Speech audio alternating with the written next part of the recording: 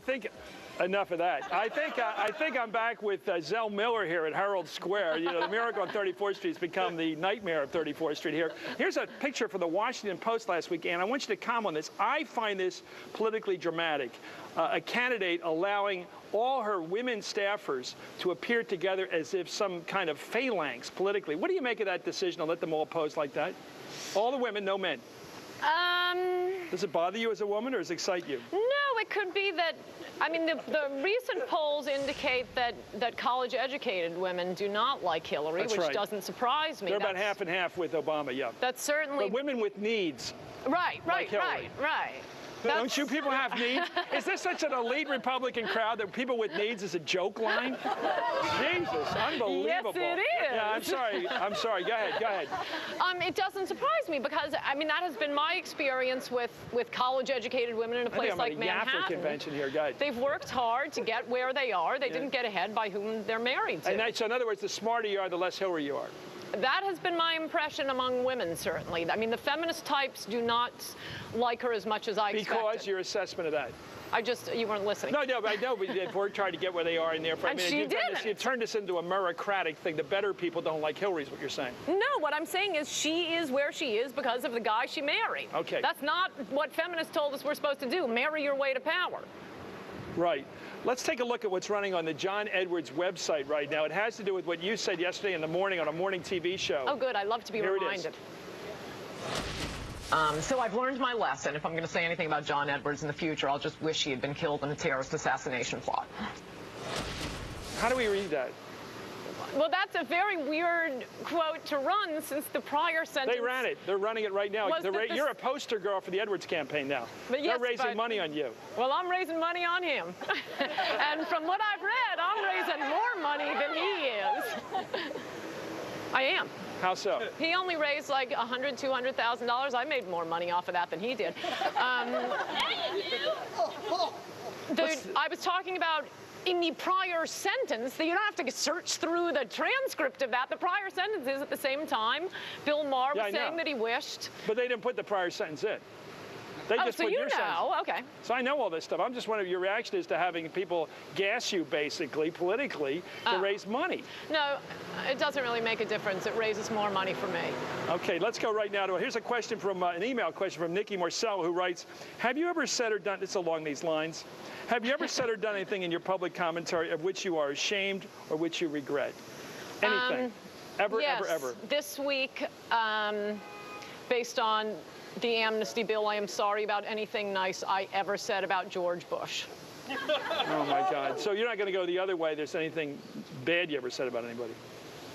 You're not ashamed of anything bad you've ever said about anybody? No, but my praise for the president, who's now trying to wreck the country with amnesty for illegals, I think may have been misguided. Why is he? But you think he's genuinely a leader on the war in Iraq? Yes. Well, how could he be so right in your light, by your lights on that war, which was a very unusual decision? Most presidents wouldn't have made that gutsy decision to go into it. Right. And yet he's so totally wrong as you dismiss him as a bad guy on immigration. How did he get it wrong this time and right the other time? Well, as I said on that same program we just saw a clip from, I think he's like FDR that way. I mean, it really is this amazing dichotomy on foreign policy.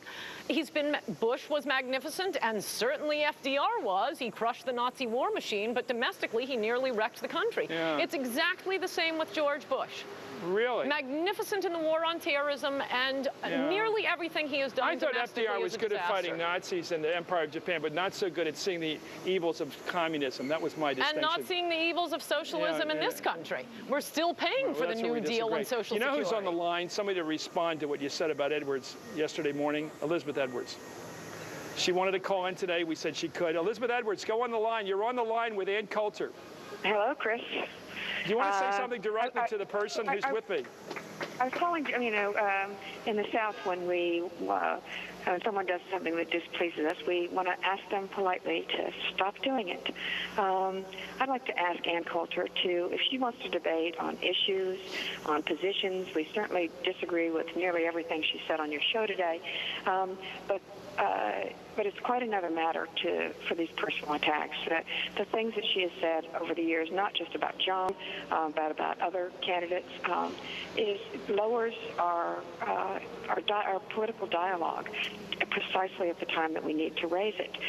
So I want to use the opportunity, which I don't get much because Ann and I don't hang out with the same people, to ask her politely to stop the personal attacks. Okay, so I made a joke, let's see, 6 months ago, and as you point out, they've been raising money off of it for 6 months since then. This is yesterday morning, what you said about him. I didn't say anything about him actually either time. But and knows, you know that's not true. And what's more, this has been going on for some time. And I don't mind you trying to raise money. I mean, it's better this than giving $50,000 speeches to the poor just to use my name on the web pages. But as for a debate with me, yeah, sure. I'm asking you politely to stop personal attacks. How about you stop raising money on your webpage then? No, you don't have to because I don't mind. It did not start with that. You had a column a number of years ago. Wait, okay, the wife of a presidential candidate is calling in asking me to stop speaking? Let her finish the point. You're asking me to stop speaking. Stop writing your columns. Stop writing your books. Okay, Ann, please. Okay. Which made fun of the moment of Charlie Dean's death and suggested that my husband had a bumper sticker on the back of his car that said, "Ask me about my dead son." That's this now is not legitimate 3 years political ago. dialogue. It debases political dialogue. It drives people away from the process. We can't have a debate about issues if you're using this kind of language. Yeah, why isn't John Edwards making this call? Well, do you want to respond? We'll end this conversation. I haven't talked to John about this call. I think this is just another attempt. I'm making this call as a mother. I'm the mother of that boy who died. My children participate. These young people behind you are the age of my children. You're asking them to participate in a dialogue that's based on hatefulness and ugliness instead of on the issues. And I don't think that's serving them or this country very well. Thank you very much, Elizabeth Edwards. So you want to? You have all the time in the world to respond. I think we heard all we need to hear. The wife of a presidential candidate is asking me to stop speaking. No. No, she said you should stop being so negative to people individually. Right, as opposed to bankrupting doctors by giving a shyster Las Vegas routine in front of juries based on science. Wait, you said I'd have as long as I would have, and you instantly interrupt me. As I was saying, doing these psychic routines in front of illiterate juries to bankrupt doctors who now can't deliver babies, and to charge a poverty group $50,000 for a speech. Don't talk to me about how to use language. Elizabeth? Language of hate, and I'm going to ask you again to politely stop using personal attacks as part of your dialogue. Okay, I'll stop writing books.